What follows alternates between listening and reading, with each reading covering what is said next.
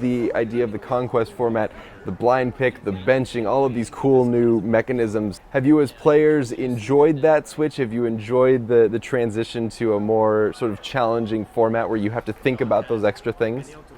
Some players have really disliked the Conquest format because they think, oh man, I don't get any advantage from picking. You just pick a deck and you hope that counters the opponents.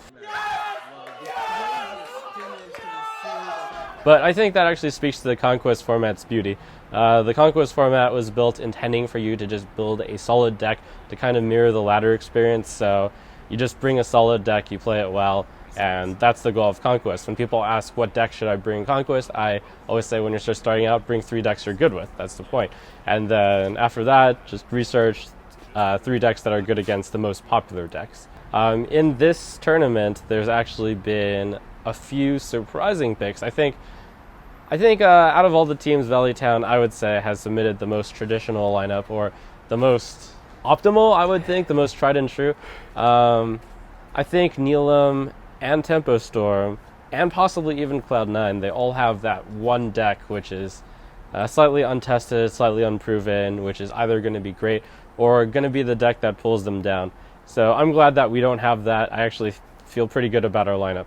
It sounds like you're putting more of your strategy behind picking the right matchup and fielding the right player as opposed to throwing a curveball in the middle of the match.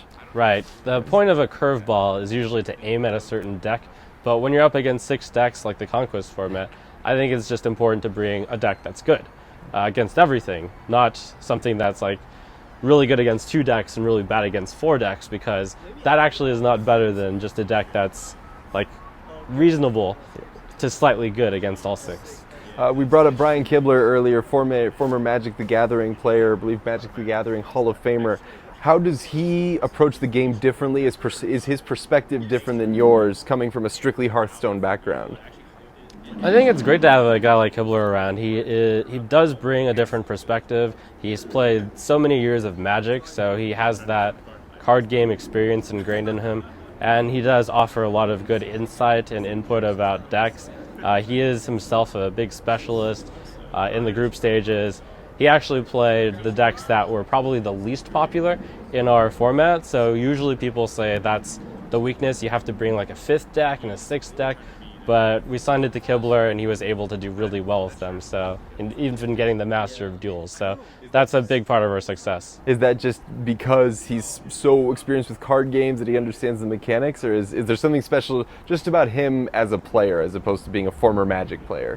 A little bit of both. For one, the decks that we chose as the 5th and 6th decks happened to be pretty good against the field generally. And for 2, he actually has made plays which not everyone would have made, which has led to wins. So, Kibler, great player.